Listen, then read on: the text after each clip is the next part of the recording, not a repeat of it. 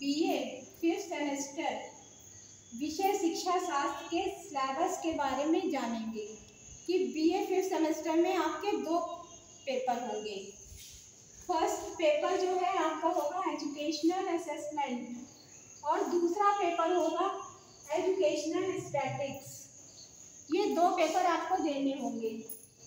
First paper का syllabus है, आपके पूरे सिलेबस में 8 यूनिट हैं। पहली यूनिट के अंतर्गत आपको पढ़ना होगा आकलन, मापन एवं मूल्यांकन।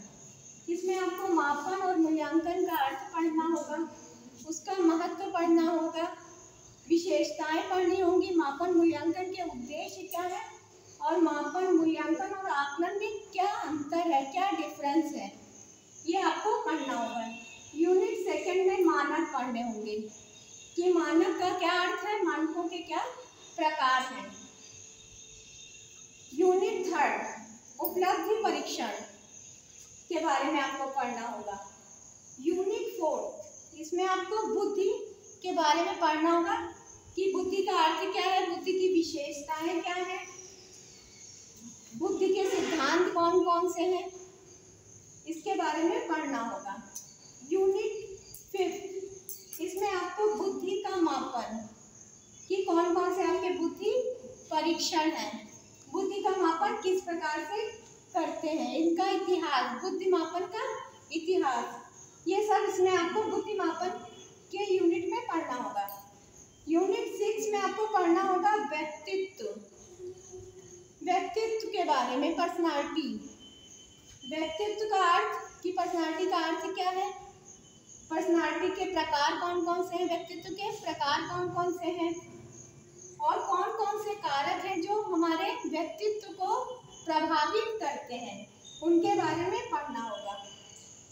यूनिट 7 इसमें व्यक्तित्व का आकलन पढ़ना होगा कि व्यक्तित्व परीक्षण है ये किस तरह से किया जाता है, कौन कौन से व्यक्तित्व मापन के परीक्षण है कि जिससे व्यक्तित्व का मापन किया जाता है, उसका आकलन किया जाता है।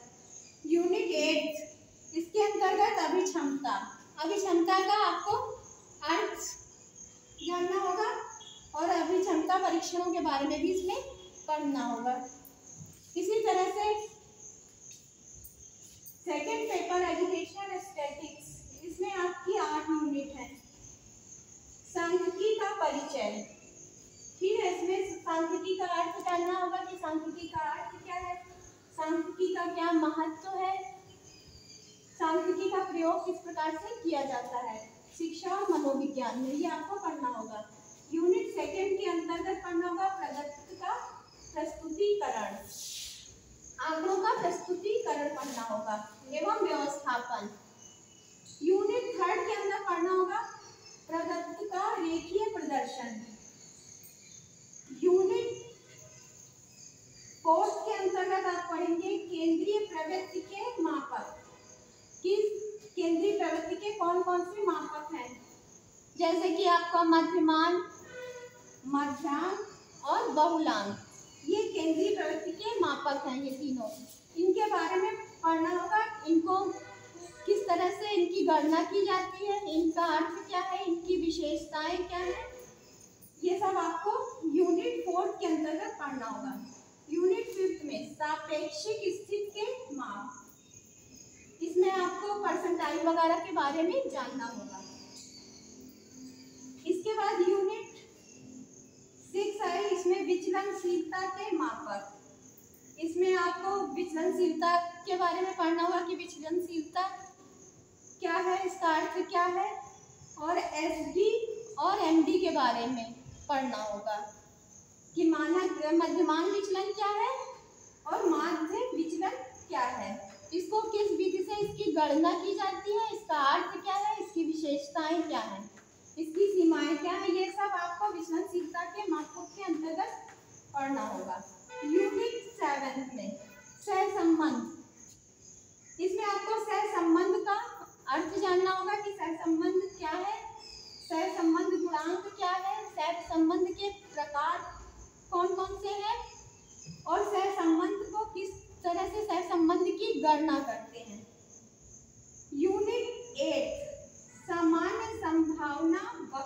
विषय में जानना होगा, पढ़ना होगा इसको। हो गया। अब आपका जो पेपर है, पेपर आपका 75 नंबर का होगा। उसमें 3 पार्ट है पेपर में, A, B, C, 3 सेक्शन है।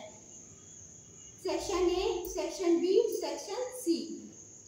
सेक्शन A में आपको कुल टोटल 9 क्वेश्चन दिए होते हैं, वो 9 क्वेश्चन पूरे करने हैं। उसमें से कोई भी छोड़ना नहीं है, सब कंपलसरी है ना, कि पूरे 9 क्वेश्चन करने हैं। इसके बाद जो है सेक्शन बी में 4 क्वेश्चन दिए होते हैं, उसमें से एक क्वेश्चन करना होता है, वो 15 नंबर का होता है। और सेक्शन सी में भी 4 क्वेश्चन दिए होते हैं, उसमें से सिर्फ एक क्वेश्चन करना होता है, वो भी 15 नंबर का होता है। और क्वेश्चन ए में जो 9 क्वेश्चन दिए होते हैं, वो प्रत्येक क्वेश्चन 5 अंक का होता है, 5 नंबर का होता है। तो इस तरह से टोटल आपके 75 नंबर हो गए। 9 क्वेश्चन के लिए 45 हो गए, और ये 10, 15 और 15 30 हो गए, टोटल 75 नंबर का आपका पेपर होता है। और इसमें जो आप असाइनमेंट करते हैं वो 25 नंबर का होता है। इस तरह से आपका 100 नंबर हो जाता है। इसमें इसी तरह से प्रैक्टिकल भी 100 नंबर का होता है। उसमें आपको 4 परीक्षण करने हैं। 4 परीक्षण में आपको करना है बुद्धि का परीक्षण, व्यक्तित्व परीक्षण और उपलब्धि परीक्षण और अभिक्षमता परीक्षण। ये चारों परीक्षण आपको करने। उसमें से प्रैक्टिकल एग्जाम में आपको एक परीक्षण कोई भी दिया जाएगा करने के लिए। ठीक है, तो इस तरह से आपका ये सिलेबस हो गया। और एक आपको फाइल बनानी है, यूनिवर्सिटी की प्रोफाइल, किसी भी यूनिवर्सिटी का विजिट करके उसकी प्रोफाइल तैयार करनी है।